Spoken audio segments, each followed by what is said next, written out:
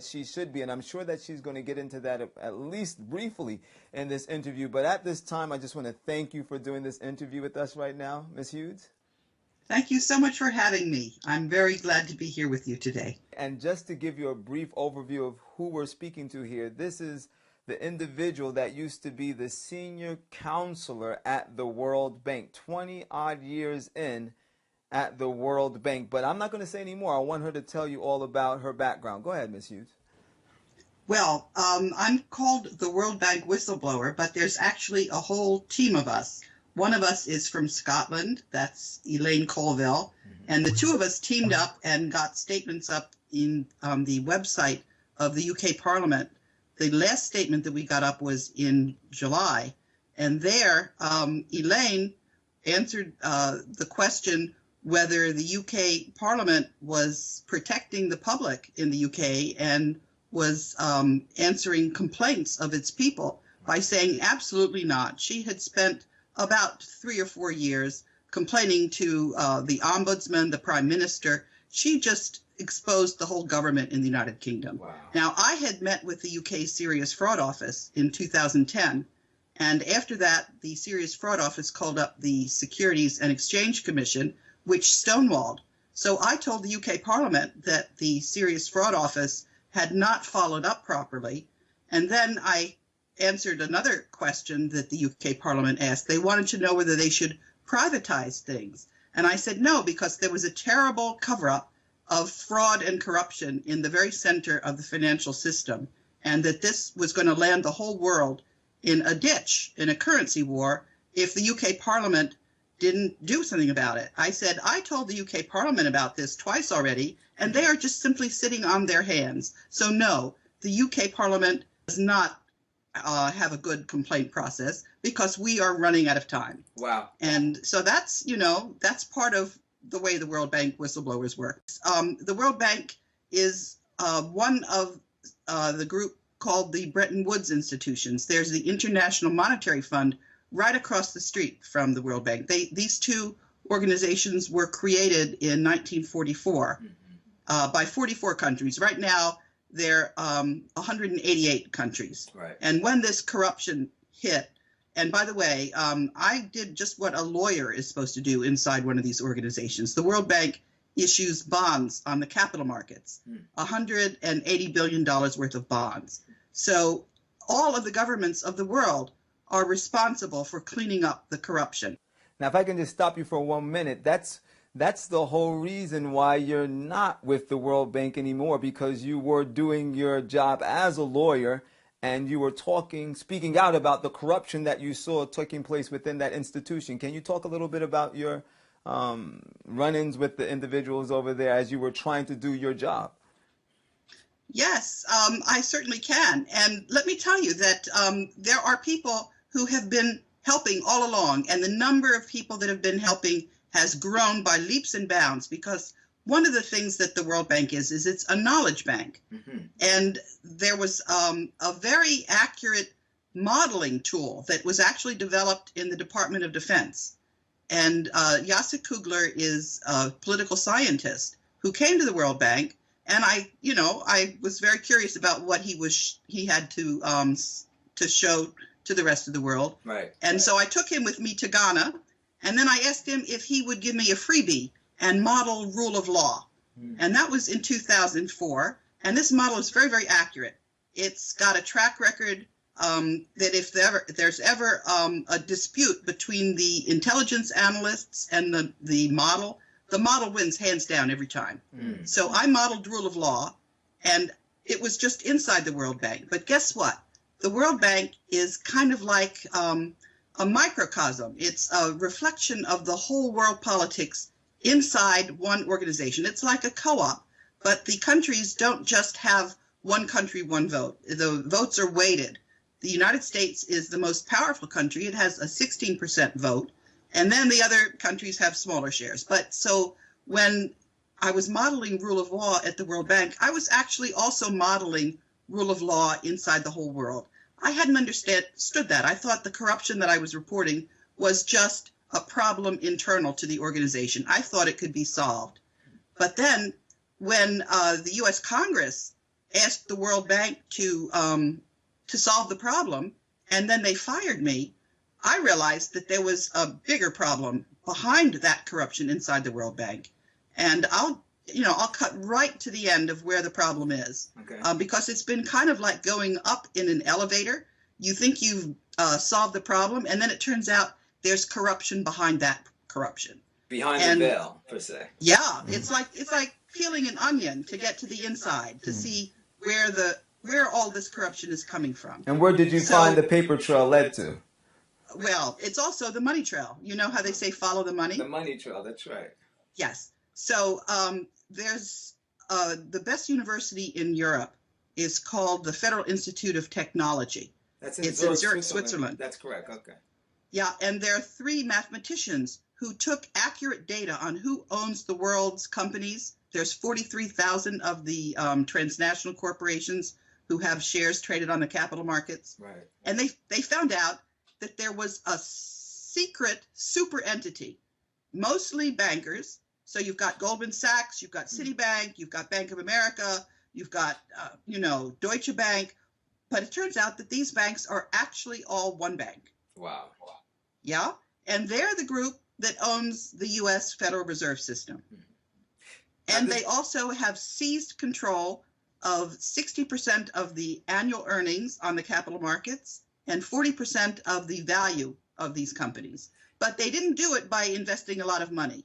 It's a lot of money, but they have 10 times more the power that you would actually expect them to have. And they did this very cleverly by having the same directors go from one of these companies to another.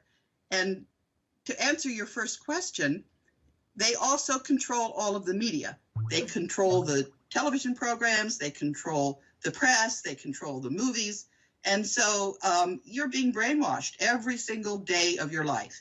And when you're trying to find explanations for what's going on, the first thing you need to do is to disregard what's ever on the news or written on the headlines, because that's just to trick you and to keep you ignorant. I can give you another analogy, and it's a very good analogy. Think of The Wizard of Oz. It was written by, I forget his first name, Baum. Right. He was writing something to educate people about what they needed to do for their money system. And so the yellow brick road, The economy. that's gold. Mm-hmm. Yeah. And the Wizard of Oz is those groups I was telling you about that control the capital markets. They are the screen that the Wizard of Oz had. Right. That's what your media is telling you.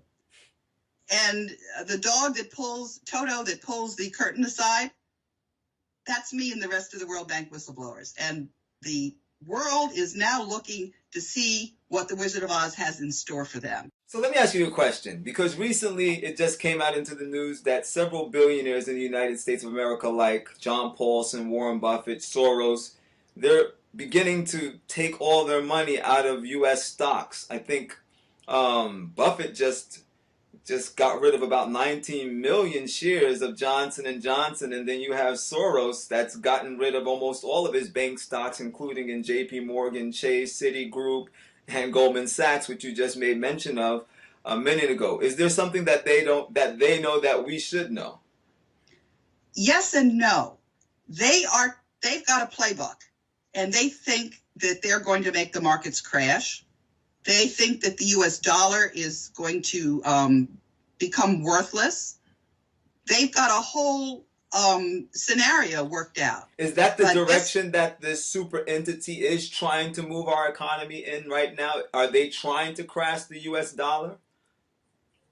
Yes, but I can tell you that their playbook isn't, they're not calling the shots. We have, and I'll tell you how I know this, because I was telling you about this very accurate model that this political scientist, Jacek Kugler, who chaired the political science department at Claremont. Anyway, this model predicted that if we could get a country to expose this corruption, just one, we would then have rule of law. And that country was the United Kingdom, but it's not just the United Kingdom. For example, I was a witness at the European Parliament in 2011. I have been contacting the Congress on this corruption for many, many years. Before I was fired in 2007, Senator Lugar wrote 3 letters to the World Bank saying, don't fire this lady. He was very disappointed when I was fired because he knew very well when I went, before I went to the Congress, I stayed inside the World Bank, which is what a lawyer's supposed to do. I went up the corporate ladder. I went to the audit committee, which is when the Dutch government wrote a letter to the World Bank saying that they wanted the audit committee to look into the problem. Now, the French government, Pierre Duquesne, was then chairing the audit committee. And what Mr. Duquesne did was, instead of investigating the problem in the audit committee, he asked for there to be a study of something called the Institutional Integrity Department. That was the World Bank Anti-Corruption Department. Right. And so Paul Volcker came in, and what he did was he did a bogus study. You know, he did a study that's really more of a cover-up than a study. But in the meantime, all of the people that were working for the Institutional Integrity Department were trying to tell him what was really going on, and they were getting fired and intimidated. So there's a newspaper article. I don't know if you know Common Dreams, but right. Common Dreams has talked about what the people inside the Institutional Integrity Department were trying to tell Paul Volcker. And those people ultimately ended up getting compensated. But in the meantime, the Volcker panel study, which said that there was no corruption inside the World Bank, the U.S. kept pretending like everybody believed it. But what was actually going on was, at that point, there was a president of the World Bank, Paul Wolfowitz. And Paul Wolfowitz, when he came in and became president, he gave a huge pay raise to his girlfriend, Shaha Riza. And the board didn't like that. So they were firing Paul Wolfowitz, except that, do you remember what happened to Eliot Spitzer, the former governor of New York, who went to the New York Madam and then he had to step down? Right. Well, some of the executive directors, there's 25 of them, they represent the countries of the world. The biggest 8 economies each get their own executive director. So that's Germany, France, the United Kingdom, Russia, Saudi Arabia, Japan. I'm missing one, but anyway, then the rest of the countries share executive directors. And these executive directors were being blackmailed because some of them had gone to the New York Madam. Some of them had spent money in their bank accounts that made them vulnerable. Wow. And I found out about this because in addition to having studied law at Yale Law School, I studied economics at the University of Amsterdam, and I speak Dutch. And I happened to be in Holland when the representative of the Dutch government, Herman Wijfels, mentioned that the board was being blackmailed. And then the next day, his predecessor, who was named Ad Melkert, and Ad at that point had left the World Bank board and was working at the United Nations Development Program. Anyway, Ad went on a television show in Holland, and they asked him, they said, Ad, were you being blackmailed too? And he said, well, I'm a boring guy. He said, but I knew other people on the board, and they certainly were very upset at this. So I came home, and I went to, first I went back to the Senate, and Senator Lugar's staff said that I should go to the Treasury Department. So I went to Kenneth Peale. I also wrote the dean of the Yale Law School. I said, have you lost your mind? You cannot be blackmailing other countries' diplomats like this, wow. Especially when this is not even a security interest, that Paul Wolfowitz should be free to give a pay raise to his girlfriend. How is this something in the national interest that you should be blackmailing other countries' ambassadors? I said, this is going to come home to roost. And I had spoken with Chuck Hagel, who was then the senator of Nebraska, and I was telling him how this model was warning us that we were going to lose our leadership. We were going to lose something called the Gentleman's Agreement, which was an agreement that the president of the World Bank would always be appointed by the United States. Just anybody we wanted, we said it, we'd get it. And the same thing for Europe. They would get the managing director of the IMF, International Monetary Fund. Now, these 2 organizations, they look like they're separate, but they're really, for all practical purposes, they're just 2 sides of the same coin. They have the same board of governors. That's the ministers of finance or the ministers of development from all of the 188 countries. Those people come together twice a year, And then you've got the board that's resident. And I said it's very clear that the way the rules work inside the World Bank, and because of this analysis that I had on rule of law, I said we're going to lose our leadership position. And I was so certain that that warning was going to be enough. But because of what I was telling you about the super entity, the cabal, right, that's actually hijacked the World Bank. But guess what?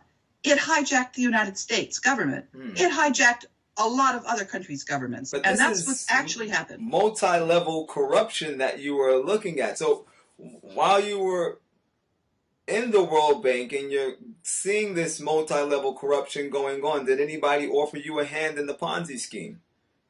Well, it's only relatively recently that people have started offering me anything. And every time that happens, it's not that I'm uncorruptible. It's that I have a big mouth. And so they'll offer me something that, sort of looks attractive. But before I know it, I'm telling somebody else about the fact that I've been offered this incredible bribe. And so it just doesn't work. Right. Well, and you have to also recognize what happened to the presidents that didn't want this Federal Reserve System to go forward. Let me explain how it works, okay? If you have the Treasury Department that's issuing the currency, then you don't have to pay interest on it. But if you have the Treasury Department issue a promissory note to the Federal Reserve, and the Federal Reserve then issues the currency, then this note that the Treasury Department issued, there's interest on it. And that's how the debt every year gets bigger and bigger, because we're going to be spending more money than we're taking in. And let me tell you how the tax payments work. Okay. This I couldn't believe in the beginning, but it's absolutely true. When you fill out your taxes and you send a check one place and you send the tax form another place, the check that you send goes directly to the Federal Reserve, and they take that check and they send it to the United Kingdom, and the UK keeps, not the government, the UK banksters keep 40%, and then they send 60% on to the Jesuits in the Vatican. That's what's happening to our tax dollars. Wow. Now, how are we financing our government? We're selling drugs. We're selling the drugs that we grow in Afghanistan. We never had any poppies there until the war in Afghanistan. You think with all the satellites flying over, they couldn't see where the poppy fields are? No, that's how we earn our money. Wow. How does that grab you? Is that a good arrangement? Wow. No, it's not a good arrangement. So are you basically saying that the money that's being fed into the IRS ends up at the Vatican? 60% of it, except for the 40% cut that goes to the United Kingdom. Now, let me tell you how that happened. That happened because in 1200, the King of England borrowed a lot of money from the Vatican because of wars and signed a treaty that he would agree to keep repaying the money to the Vatican. And, of course, he never caught up. So he was in trouble. And then, do you remember when our Capitol building was burned down in 1812 by the UK? Right. Yeah. Okay. We have been having to pay war reparations to the United Kingdom all these years, and nobody has bothered to tell the people about it. And Lincoln, when he was financing the Civil War, issued greenbacks directly without involving the bankers. Mm-hmm. That's why he was rubbed out. And JFK, he had a memo that he was going to sign where he was going to just erase this compounding of interest on the U.S. debt. He was going to have our currency issued directly by the Treasury Department. He was assassinated 11 days after he signed that memo. So these banksters are bound and determined to keep us, what can I say, imprisoned in debt. Except that it's not working, because what we've done is we've alerted all the countries of the world. I have written to the ambassadors of all these countries many, many times.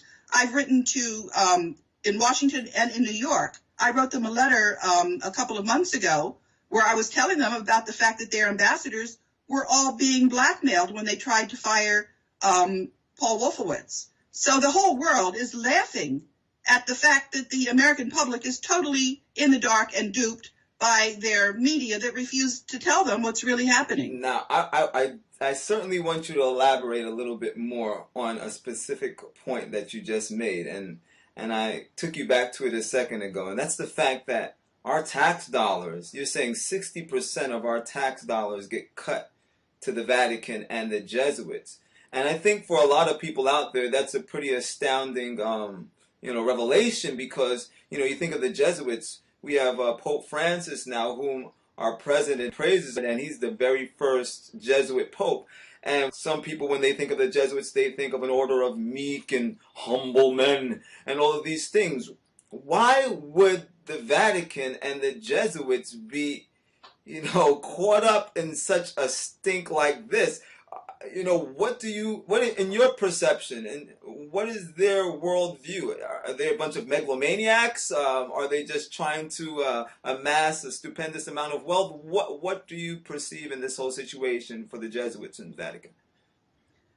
I'm so sorry to have to tell you. First of all, let me start out by saying that this has absolutely nothing whatsoever to do with the Catholic faith. Mm-hmm. This has absolutely nothing whatsoever to do with the people of faith that are not aware of this. That's right. And I have to tell you that there are, unfortunately, people who will mock the faith, and they will put on the priest's garb just so that they can hide their crimes. These are criminals. These are not Catholics. Wow. And unfortunately, there are many of them at the very top. It's rot at the top.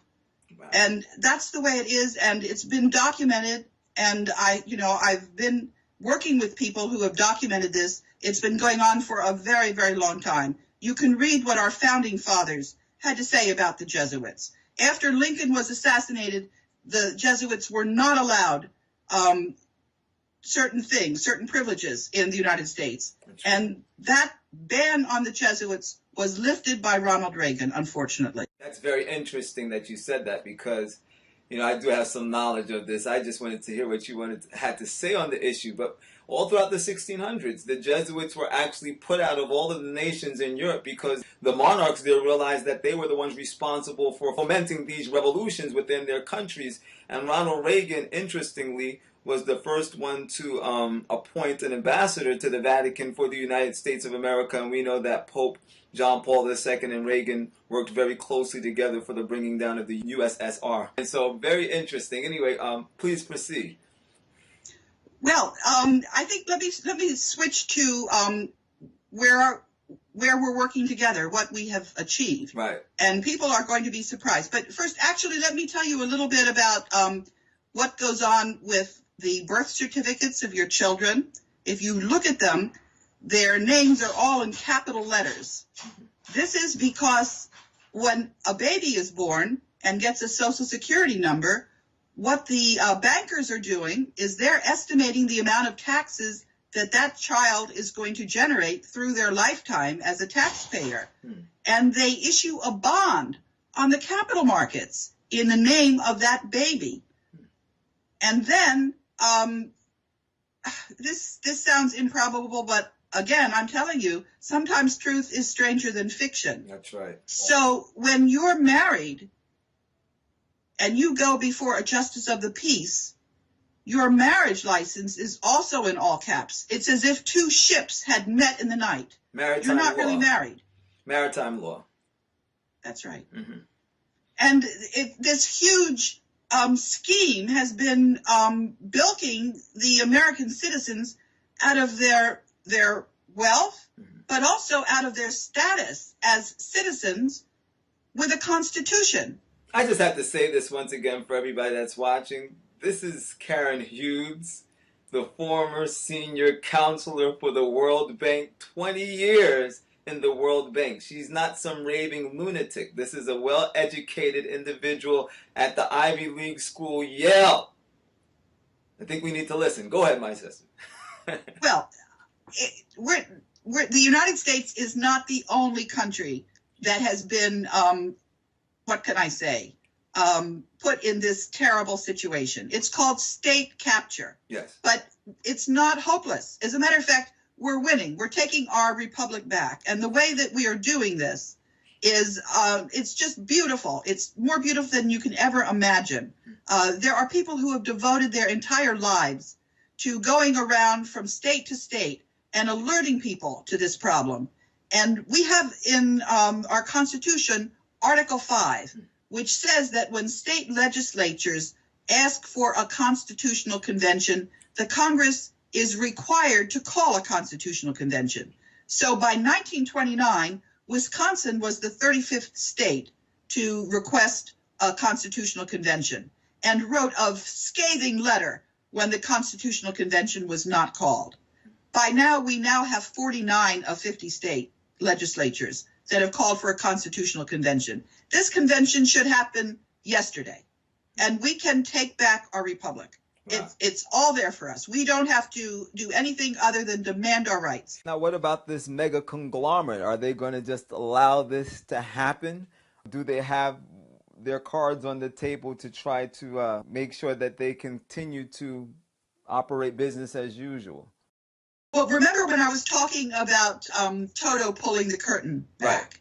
People are now looking at them and seeing what they're doing. So I'll tell you what happened last week. Two things.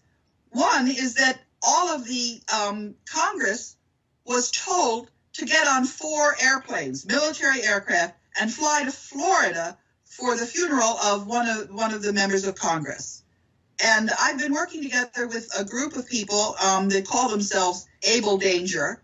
That's named after an agent that was working to try to prevent false flags. And anyway, so we warned Congress that if they got on those aircraft, one of two things could happen. It could be diverted to a prison. It could be diverted to Guantanamo Bay, or it could crash those military aircraft. And we advised them not to go. And as a result, only 30 Congress people did go. So, we're working the problem. And Karen, why doesn't any intelligence agency get neck deep into this thing, like the CIA? They are part of the problem. Now, when you say they're part of the problem, expound on that a little bit. When the CIA was set up, it was set up with a special job to guard the world's gold. There's a lot more gold than people know about 3 or 4 times what people are officially told. Right. And a lot of this gold is on deposit all over the world. There's 170,000 tons in the Bank of Hawaii. That's more than people say is in existence on Earth already. Yeah? Right. And the CIA was set up to guard that gold. Wow. It wasn't even supposed to be for the United States alone. It was supposed to be for that special purpose. But they lost their way, the CIA. Well, at least why doesn't the CIA at least spank the Jesuits on their hands? What's the situation with that? Because the Jesuits are in charge of the CIA. Wow, that's a big revelation there. Wow, you've said so much. I'm going to continue on this line because you made mention of Lincoln and him actually moving in the right direction for our country, issuing greenbacks, and because of that, he ended up in a casket. Then you have JFK, and he was trying to move our nation back in the right direction as well. Interesting enough, first Catholic president, and he ended up body bagged. So what about all of their successors, if I can say it that way? Is it that the presidents thereafter fell in line? Is Obama falling in line? Let's just get right to the punch. Is Obama falling in line with the whole agenda, or is he pushing at it in any way? What's your take on that? Unfortunately, he's not in a position. His wife is being blackmailed. How so?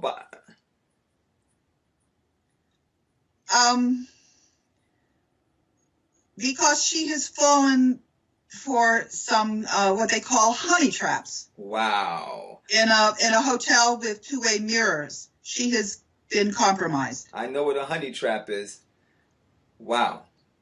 And there are other things involving him. His mother was a CIA agent, and he was raised in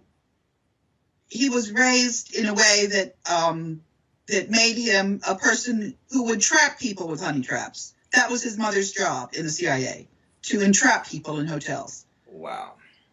That was a huge bomb. I have one that's even worse. I'm listening. Okay. A couple of weeks ago, I believe it was the 8th of October, there was supposed to be a nuclear bomb detonated on South Carolina. And 2 Army generals made sure that that bomb went off the coast, 600 miles off the coast, and detonated undersea. And those military officers were fired. And now, at this point, there are about 180 generals and brass that are being fired. And these are the people that are protecting the citizens of the United States. And a good evening to you on this Friday night. And we start with a developing story, a shakeup at the highest levels of the U.S. military. A top general in charge of nuclear weapons fired, and this comes 48 hours after another top military commander was dismissed. ABC's chief global affairs correspondent Martha Raddatz has been talking to her sources all day, has the very latest on what's happening right now. Martha. Diane, these officers have some of the highest security clearances you can get and have been in charge of the nation's most sensitive nuclear arsenals. A stunning chain of events. Today, Michael Carey, the 2-star general responsible for the nation's 3 intercontinental ballistic missile wings, fired from his command. The reason? Personal misbehavior on a military business trip. This comes just 48 hours after President Obama himself relieved the number 2 in command over the nation's nuclear arsenal over his suspected use of counterfeit poker chips. These follow an alarming string of general officers losing their jobs this year for inappropriate behavior, misconduct, or lack of leadership. 2 Marine Corps generals fired less than 2 weeks ago for not providing proper force protection in Afghanistan. An Army brigadier general relieved of duty for adultery. An Army 2-star general fired for groping a civilian. And in March, a Navy 1-star removed for racially insensitive comments and abusive leadership. Last spring, the chairman of the Joint Chiefs of Staff was so concerned about all the high-profile cases, he sent a letter to Pentagon brass urging a recommitment to ethical leadership.